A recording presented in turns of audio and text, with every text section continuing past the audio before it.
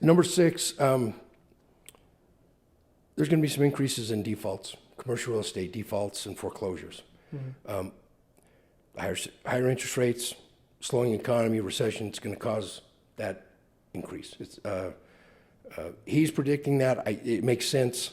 You know, Yeah. like I said, once you realize, you read it, there are a lot of properties over leveraged, Yep. right? I mean, they didn't require, lenders were not requiring a 50% cash in. You know, they're getting 20, 25%. They got leveraged up. If they've got any type of a rate that changes or is going to be renewed, they're going to be, you know, facing a negative cash flow from what they were before, for sure. Yeah. It's going to trigger some of those things, and I'm guessing that there will be, you know, more vacancy in some of the office sector and other areas of the market. So do you think that it'll be better than 2008 with all the defaults and foreclosures, or is it I going to be don't about think the it's same? going to be that. I think there's a natural thing pushing this one now, you know, where it's, I mean, there was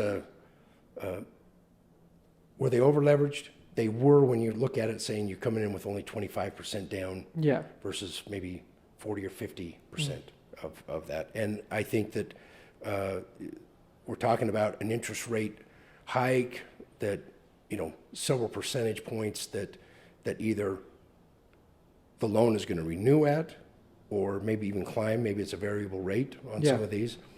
It's just going to trigger that. So I think it's, you know, we'll see how over leveraged the market's going to be. But I think we're going to see an increase of default and foreclosures. I think it's a good time right now that if you are in a position where you can raise funds for going through the workout process, or maybe improving the properties, or at least having a little bit more of a fund to handle that change in equity. Well, and do you think that maybe since there's the defaults and foreclosures, that if you're sitting on some cash, maybe go and buy it up? Could be. Yeah, for sure. I mean, there'll be an opportunity. I think a lot of the developers, at least at the conference we went to with industrial, as that slows down, they're going to take their cash and try to buy those industrial properties that are defaulting. And so I think that will be what will happen across the market. I do. Where's the money going to go? The next item, sunbelt states continue to attract the majority of the commercial real estate capital. People love, I don't know if it's just the sunbelt and the sun, but I mean, obviously Florida, Tennessee, Texas, Nevada, North Carolina, Arizona, Georgia. They've got, even with the increase of all the things happening there, that's increase in rates and everything else, there's just more money chasing it. Those markets are doing very well right now. And that's what I see happening. And I think people are going to actually even flock more to those areas. Maybe get a little more competitive. And let's see, industrial rents, you know, predictions, that seems a little extreme, more than 10% in a year. We've had some great increases in that sector, and I just see that overall rates across the country, probably almost in every market, there's going to be some type of a decline. Maybe not in every single property, but in most markets, we're going to see that 8-10% haircut of where we're at right now, at least in the first part of the year, and kind of maybe level off. I don't see a trend going down. I think there's a correction for where rates are going to be, right? Now, those that just signed those leases, as they're going up, you're going to be in a great position. They're going to keep going up, and I don't think people question that or balk at it much, but that's... So when you're predicting that rents will decline more than 10%, does that mean that the rental cost is essentially going up that amount? Is that what it means by decline? The actual rents that landlords will be able to achieve. So I think they're going to come down a little bit. They're going to not be able to, because of the overall pressure in the marketplace, cap rates coming down. I mean, you're going to see not just the values come down, but I think that you're going to have Well, and this is questionable, right? Yeah. In markets where it's being built and supplies coming on, that may be the case. One area that I've heard is a lot of the markets are pulling back. The lenders are not feeling as comfortable to build these spec buildings that maybe were planned.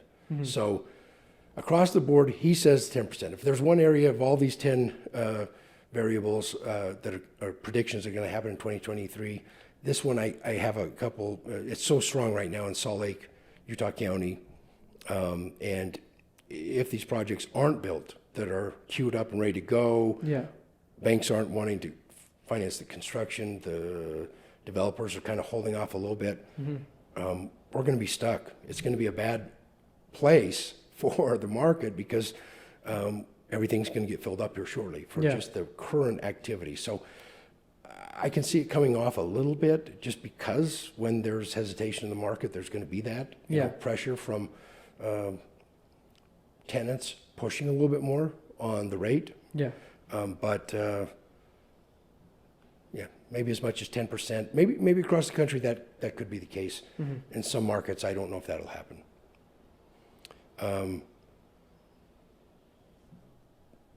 Higher lease defaults. We're talking now we're talking mortgages, defaults. I think the single-family home market is number 9. People are going to start defaulting. I mean, if the economy is affected, people with layoffs, rates have been clipping up. I mean, it's been a great time even on single-family homes that people have been renting out. I own several. It's been great. I've not had anybody push back yet on that. But I can see, if one of the spouses or family members is laid off or this impacts the job, that it would be tight on them. They are paying the rates right now, but they feel a little bit of a strain that they've been not taken advantage of, but that they're stretching in properties that are nice single family, but not anything to what they're paying now. They feel like they should be getting more. The property, maybe in a better area. Which is not the ones I own. Which, I mean, that's kind of where I'm at in the house I rent right now. I mean, we're paying almost $3,000, and in my opinion, $3,000 should get me a lot more than the house I'm in right now. So, I mean, I can definitely see that happening in the future, like he predicted. So. I think so. I mean, the increase happened, and everybody's paying that right now. I can see there being lease defaults. What does that mean? Landlord's going to have to work with the tenants, and there'll be, obviously some evictions, some of that, but I think you're just going to see some softening there. That is going to happen in 2023. I mean, it kind of goes back to even like the bid ask, how those are going to come together. The landlord and tenant are probably going to have to come together to reach some type of middle ground too. There's going to be something there. Tenants will be wanting discounts, and where the rates are at right now, there's going to be some defaulting. I mean, I think if what they're trying to cool down the economy, raising interest rates, that's what they're doing. It will have an effect on even the single family market. For sure. People that want to be in a home, they're stretching to be there right now, and at $3,000 a month for a nice little home is that's a lot. That's a lot. It's historically, I mean, it might have been $2,000 a year and a half ago. Exactly. That's what type of increase we had, and how tight the market is. Final item, it was listed here as a prediction.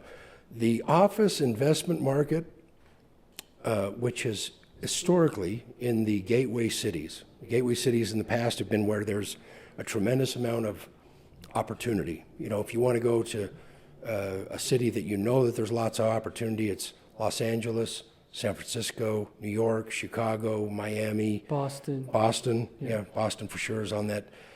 Seattle, Oakland, Portland, Atlanta, And I just see that the prediction is that there's going to be less capital chasing into those markets. I think the valuation of office in those markets is it's going to even come down. There's going to be less money trying to even acquire it. I think landlords in those markets have had a great heyday for a lot of years. It's probably going to pull back a bit. They're going to have that, and they're going to have to offer different incentives to make that happen.